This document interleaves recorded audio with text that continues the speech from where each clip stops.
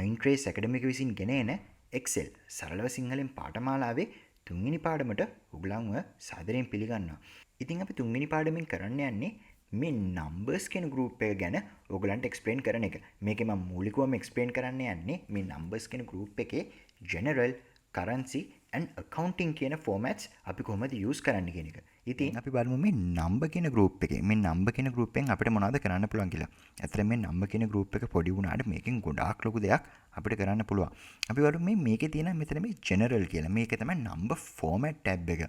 මේ number format tab එකේ තියෙන general, number, currency, accounting, short date, long date, time, comma, percentage, fraction, scientific, text කියලා and more number formats කියලා තියෙනවා.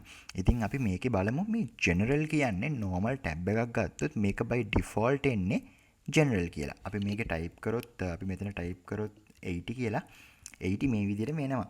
ඒක accounting wise අපි දෙන්නේ ආයෙක අපි 80 කියලා ගන්නේ රුපියල් වලින්ද ඩොලර්ස් වලින්ද ඒ මුකුත් ඇත්තටම එන්නේ නැහැ මේ general කියන function එකේ.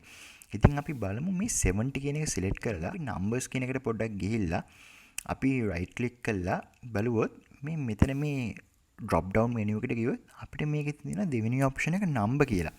දැන් මේ by default මේ 73 කියන cell එක තියෙන්නේ general වෙලා අපි මේක දෙමු number කියලා. number කියලා දුන්නාම ඔයගලන්ට පේනවා මේක number එකක් විතර හැදිලා තියෙනවා. මේ කියන්නේ 73.0 කියලා මේක හැදිලා තියෙන number එකක් විදියට. අපි මේක දෙමු currency කියලා. currency කියලා දුන්නොත් මේක එන්නේ රුපියල් වලින්. Excel එකේ default නම් එන්නේ dollars. ඉතින් අපිට මේක පස්සේ මාරු කරගන්න පුළුවන් LKR වලට හරි අපිට ඕන විදිහකට. ඉතින් අපි දැනට මේක තියමු ඔයගලන්ට පෙන්වන්න ඕන නිසා කොහොමද මේ numbers tab එකේ මෙතනින් number formatting වලින් අපි මේකේ numbers වල formats මාරු කරගන්නේ කියලා.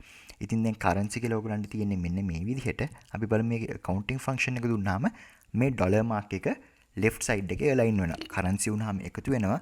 dollar mark එක left side එකට align වෙනවා. අපි accounting function එක දුන්නට පස්සේ මේ number formatting වලින්.